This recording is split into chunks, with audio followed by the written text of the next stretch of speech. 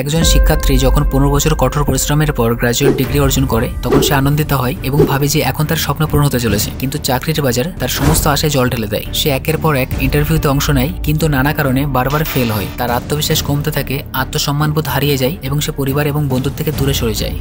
কিন্তু তারপর সে বাধ্য হয়ে কম বেতনের একটি চাকরি গ্রহণ করে, কারণ তার আর কোনো উপায় থাকে না। এরপর বাড়ির স্বপ্ন পূরণ করতে হোম লোন নেয়, গাড়ির প্রয়োজন অনুভব করে গাড়ির লোন নেয়, সন্তানদের ভালো স্কুলে ভর্তি করাতে চায়। এই চক্রে সে ক্রমশ ঋণের বোঝায় ডুবে যায়। এভাবেই সে নিজের আসল স্বপ্ন বিসর্জন দিয়ে একটি চাকরিজীবী দাসে পরিণত হয়। অন্যদিকে একটি 21 বছরের ছেলে শুধুমাত্র গেম খেলেই কোটি টাকা আয় করছে। পাবজি বা অন্যান্য গেম স্ট্রিমিং এর মাধ্যমে সে প্রতি মাসে 30 থেকে 40 হাজার টাকা ইনকাম করছে। মোবাইল গেমিং এর মাধ্যমে ভারত থেকে উঠে আসা কিছু শীর্ষ স্ট্রিমারের মধ্যে রয়েছে মোর্টাল, স্কাউট, জনাথন, যারা প্রচুর অর্থ উপার্জন করছে।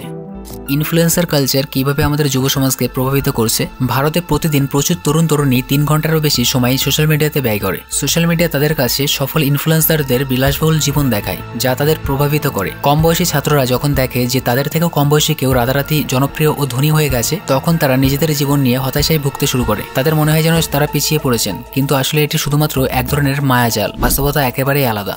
এখন প্রশ্ন হচ্ছে, পড়াশোনা ছেড়ে আমাদের সবাইকে কি ইনফ্লুয়েন্সার হওয়ার দৌড়ে নামতে হবে? এই প্রবণতা সমাজের জন্য কতটা ভালো বা খারাপ তা নিয়ে বিতর্ক হতে পারে, কিন্তু বাস্তবতা হচ্ছে শিক্ষার প্রতি ফোকাস কমে যাচ্ছে এবং যুব সমাজের বুদ্ধিভিত্তিক দক্ষতা গড়ে তোলার পরিবর্তে শুধুমাত্র ভাইরাল হওয়ার কৌশল নিয়ে ব্যস্ত হয়ে পড়ছে। আজকের যুবকরা যেভাবে সামাজিক মাধ্যমে নিজেদের জীবনযাপন দেখায় সেটি পুরোপুরি সত্য নয়। যদি আপনি দুবাই যান তাহলে 9,000 টাকার বিনিময়ে আপনি সেখানে একটা বিলাসবহুল বাড়ি নিতে পারবেন, যার আসল দাম অন্ততপক্ষে 2 থেকে 3 কোটি টাকা। সেই বাড়ি ভাড়া নিয়ে এবং সঙ্গে ক্যামেরাম্যান নিয়ে আপনি প্রচুর ভিডিও শুট করে রাখতে পারেন এবং সেই সমস্ত ভিডিও পরবর্তী 200 দিন পর্যন্ত আপনি সোশ্যাল মিডিয়াতে আপলোড করতে পারেন। এরপর তারা আরেকটি কাজ করে, এয়ারবিএনবি থেকে একটি ব্যয়বহুল অ্যাপার্টমেন্ট ভাড়া নেয় এবং বলে আমি এই বাড়িটি কিনেছি। সাধারণ মানুষ যারা এই বিষয়গুলো বোঝে না, তারা বিশ্বাস করে ফেলে যে এটা সত্যি।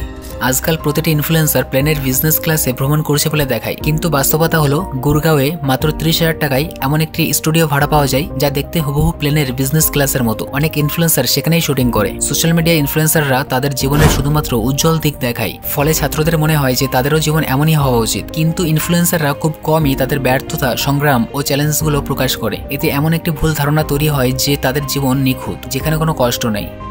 যখন ছাত্ররা তাদের বাস্তব জীবনের সমস্যাগুলো এই ফেক জীবনের সঙ্গে তুলনা করে, তখন তারা নিজেদের অযোগ্য মনে করতে শুরু করে। এতে তাদের আত্মবিশ্বাস কমে যায় এবং হতাশ হতে শুরু করে। বাস্তবতা হলো প্রতিটি সাফল্যের পেছনে অনেক সংগ্রাম থাকে, যা সোশ্যাল মিডিয়ায় খুবই কম দেখা যায়। ইনফ্লুয়েন্সারদের বিলাসবহুল পোস্ট ও এডিট করা ছবি দেখে মনে হয় জীবন খুব সহজ, কিন্তু এটি বাস্তব নয়।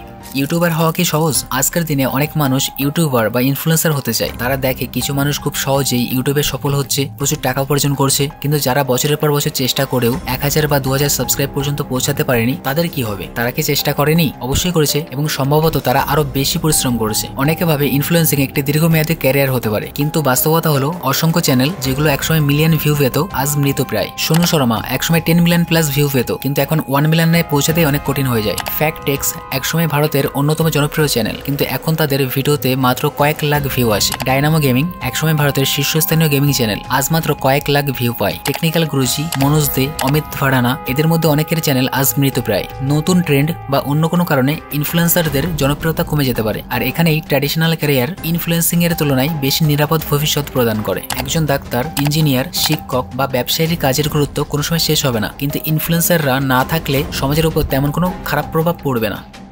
ইনফ্লুয়েন্সিং কি নিশ্চিত উপার্জনের পথ? ইনফ্লুয়েন্সারদের আয়ের কোনো নিশ্চয়তা নেই। আপনার ইনকাম নির্ভর করে ফলোয়ার এঙ্গেজমেন্ট, ব্র্যান্ড পার্টনারশিপ এবং বাজারের ট্রেন্ডের উপর। একদিন একটি ভিডিও ভাইরাল হতে পারে, কিন্তু পরবর্তী মাসে আপনার কোনো ইনকাম নাও আসতে পারে। এই অনিশ্চয়তা স্টুডেন্টদের জন্য ঝুঁকিপূর্ণ। তাই ইনফ্লুয়েন্সার হওয়ার আগে অবশ্যই একটি ব্যাকআপ প্ল্যান রাখুন, কারণ প্রকৃত সফলতা শুধু লাইক আর ফলোয়ার্স থেকেই আসে না, বরং এমন একটি জীবন থেকে আসে যা দীর্ঘমেয়াদ আপনাকে খুশি ও নিরাপদ রাখে।